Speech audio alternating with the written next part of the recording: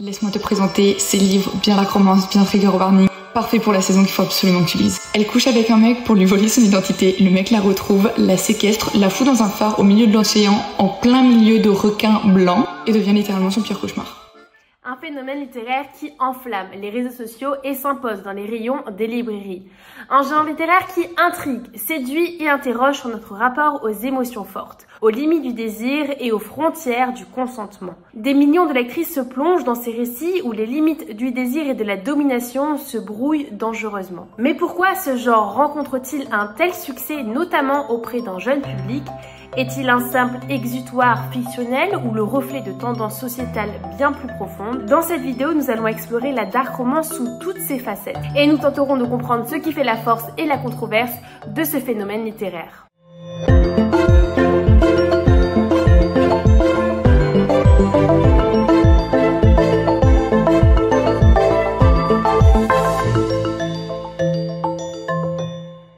Connaissez-vous le BookTok?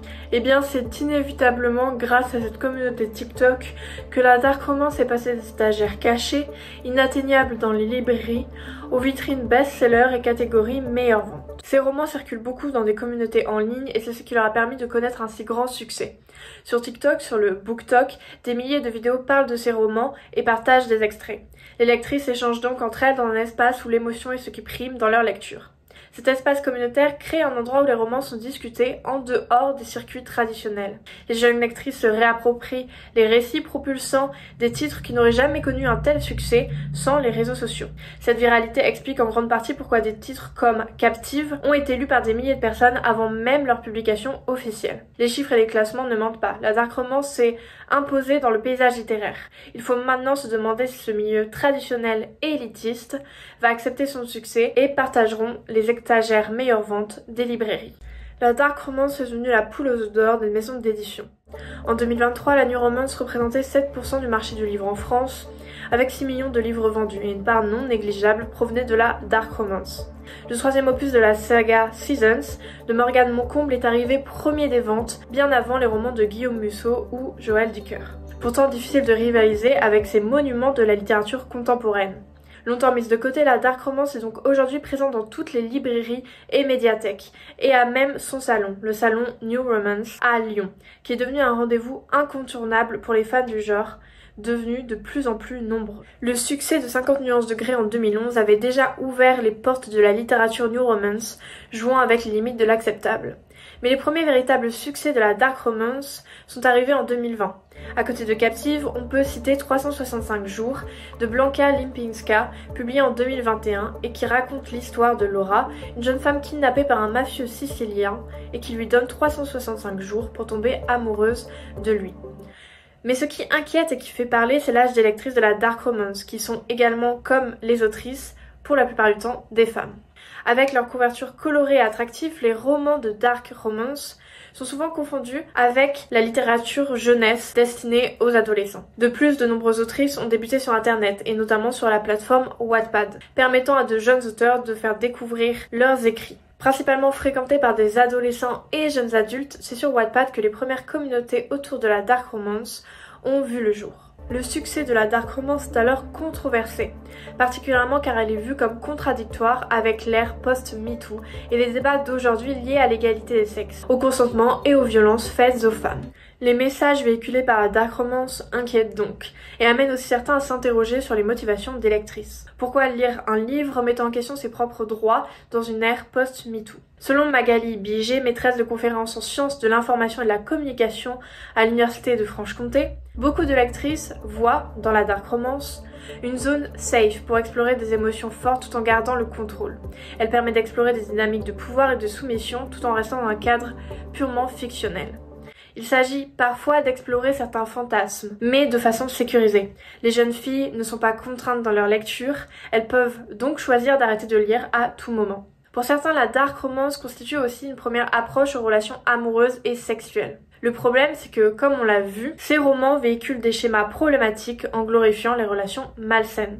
Pour certains, la dark romance constitue aussi une première approche aux relations amoureuses et sexuelles. Le problème, c'est que, comme on l'a vu, Ces romans véhiculent des schémas problématiques en glorifiant les relations malsaines.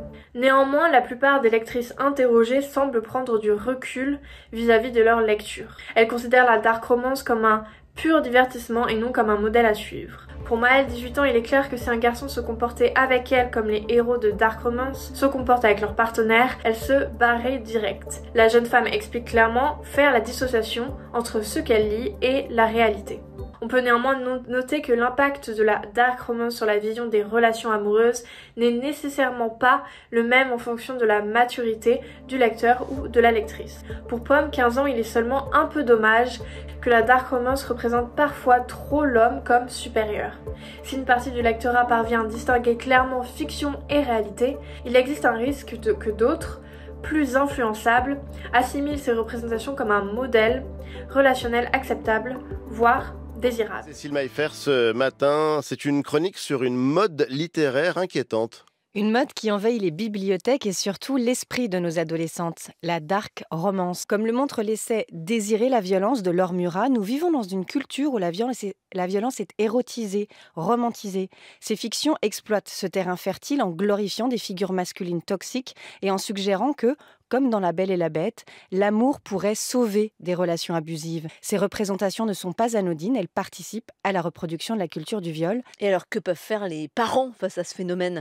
D'abord, être vigilants, ouverts au dialogue, discuter avec les adolescentes pour déconstruire ces clichés et faire émerger un esprit critique. La dark romance, ce n'est pas le romantisme de Jane Austen, haletant, qu'on retrouve dans Orgueil et Préjugés, ou alors celui dans les chroniques de Bridgerton sur Netflix. Ici, dark romance rime avec interdit. Pour autant, faut-il favoriser le caractère tabou et honteux que procurent ces lectures aux lectrices? On pourrait même aller plus loin. Est-ce que la dark romance permettrait la prévention des violences au sein d'un couple et une prévention sur les comportements toxiques et malsains qui sont, on rappelle, tout sauf de l'amour? Les lectrices de dark romance, elles ne sont pas dupes. Pour les plus jeunes, elles ont grandi avec MeToo, le consentement est pour elles de l'ordre de l'évidence. Justement, Magali Biguet écrivait pour Slate: pour les jeunes qui lisent ça aujourd'hui, MeToo c'est un truc de boomer. Ce n'est pas qu'elles s'en fichent, mais cela s'est passé quand elles avaient 8 ou 9 ans. Elles en sont pleinement conscientes de ce qu'est le consentement. Elle rajoute qu'il y a même une jeune qui lui a dit de manière très claire: moi c'est mon curseur, si mon mec commence à se comporter comme le héros avec l'héroïne, j'arrête net. Toujours pour Slate, la docteure en sciences de l'information et de la communication Ludivine Desmolles des faits ajoute que les discours médiatiques n'impactent pas l'avis que nous avions déjà sur un sujet. Elle écrit: le principal effet des productions médiatiques, c'est de venir renforcer des croyances déjà existantes. En revanche, si un discours culturel résonne avec d'autres discours médiatiques politiques, ça va avoir une influence, mais pas directement. Ce n'est pas cela qui fait la différence, ça vient juste valider le reste, ajoute-t-elle. On retrouve dans les critiques de ce genre littéraire un phénomène ancien, le bovarisme. C'est la peur de l'influence des fictions sur les filles ou sur les femmes. Mais il me semble que les férus de thrillers ou d'horreur ne deviennent pas des criminels ou des tueurs en série après s'être plongés dans plusieurs lectures de ce genre. Mais pour autant, faut-il renforcer la prévention et encadrer ce genre littéraire pour éviter qu'il soit lu par des lectrices trop jeunes? Car on ne peut pas nier ce qui est sous nos yeux, la majorité des histoires de dark romance reposent sur le sexisme, la domination masculine et les violences psychologiques et sexuelles. Mais alors, à qui va la responsabilité de cette prévention? Peut-être aux maisons d'édition, aux autrices qui doivent installer une limite d'âge à ces lectures. Comme pour les films contenant des violences sexuelles, on doit pouvoir être informé avant la lecture et même avant l'achat du livre ce que va contenir celui-ci. On appelle ça notamment les trigger warnings. Avant de mettre au bûcher les livres de dark romance, demandons-nous si l'éducation au consentement et aux violences sexuelles est suffisante au sein des établissements scolaires, car la lecture de ce genre littéraire jouant avec l'interdit ne doit pas se faire sans une prévention et des discussions sur le sujet du consentement. Intérioriser ces lectures sans aucun moyen de dialogue après coup pourrait par contre s'avérer problématique. L'émergence de communautés autour de certaines influenceuses littéraires et d'autrices permet de créer des lieux virtuels de dialogue et alléger la honte que certaines lectrices peuvent ressentir vis-à-vis de leur attrait pour ce genre littéraire. La dark romance n'est-elle pas au fond un espace d'émancipation permettant aux lectrices d'explorer leurs fantasmes en dehors des normes et des injonctions qui pèsent sur elles? Si la société impose aux femmes douceur et perfection, doit-elle aussi leur dicter ce qu'elles ont le droit d'imaginer, de désirer ou bien de lire? Pour autant, l'éveil aux relations amoureuses et sexuelles ne peut pas reposer uniquement sur la dark romance. La fiction est un terrain de jeu pour l'imagination, mais elle ne doit pas être le seul prisme à travers lequel on découvre l'amour et ses dérives. C'est pourquoi il est essentiel d'accompagner ces lectures d'une éducation au consentement et d'une sensibilisation aux violences sexuelles et psychologiques, afin que chacun et chacune puisse faire la distinction entre fantasme et réalité, entre fiction et influence. D'ailleurs, dans Captive, un des romans les dark romances les plus lus et vendus dans les librairies, l'héroïne Ella commence comme une héroïne soumise, prise au piège d'une relation de pouvoir déséquilibrée, mais au fil de l'histoire, elle s'affirme, reprend le contrôle et finit par renverser la dynamique. Alors il est important de rappeler que dans la réalité, ces scénarios de rédemption et de prise de pouvoir ne reflètent pas toujours l'issue des violences conjugales où de nombreuses femmes sont piégées dans des relations dangereuses et destructrices. Comme Naomi Klein le rappelait récemment, il est urgent d'imaginer des futurs désirables, car le changement commence par nos représentations.